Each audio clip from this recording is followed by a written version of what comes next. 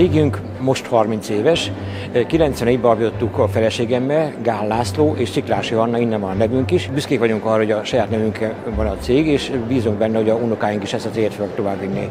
Azt látjuk éppen, most kevesen vállalják ezt, hogy a saját nevükre adják hozzá, tehát én egy garanciának gondolom, hogy a nevemben merünk dolgozni. Először amerikai céget képviseltünk táplálékező forgalmazásban, és 2004 óta van a saját termékünk, a Flavon. A Flavon terméket forgalmazzuk és gyártjuk. Igazából Európa nagyon sok országba szállítunk már, úgyhogy a saját forgalmazó cégeinken keresztül forgalmazzuk. A mostani termékünk egy zöldséggyümölcs koncentrátum, amiben gyógynövényeket adunk hozzá. Igazából ez a termék a nyugodt alvást, a stresszmentes létet biztosítja.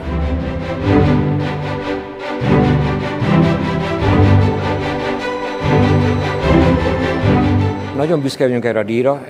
Ezzel együtt azt kell mondjam, hogy kb. 51 díjunk ez. Tehát minden cég szokta magát dicsérni. Mi azt szoktuk mondani, hogy nem csak mi mondjuk magunkról jók vagyunk, hanem a díjaink is azt igazítják. Szinte minden termékünk, amit most 12. termék tartunk, kapott különböző díjat. Nagyon büszkék vagyunk a magyar díjra is, de Monster Action díjtól kezdve különböző lengyel díjakkal büszkék lehetünk.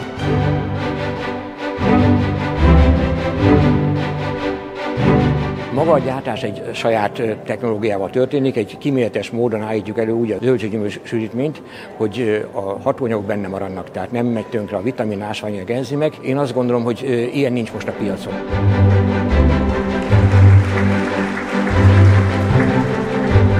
Folyamatosan fejlesztünk, ezzel együtt én azt érzem, hogy a legnagyobb fejlődés lehetőség nálunk az, hogyha új piacokat nyitunk. Tehát most is kb. 20 piacon ott vagyunk, a fiam ma éppen Kazahsztánban van kint, tehát hogyha bármilyen új piacra megyünk, az összes termék újnak számít. Én azt gondolom erre, hogy ahogy az amerikai példaképeim, a Herbalife vagy a Forever Living ott vannak 50-100 országban, nekünk is ez a célunk. Több irodánk van már Lengyelországban, Angliában, Amerikában, de szeretnék a világon nagyon sok piacot megnyitni.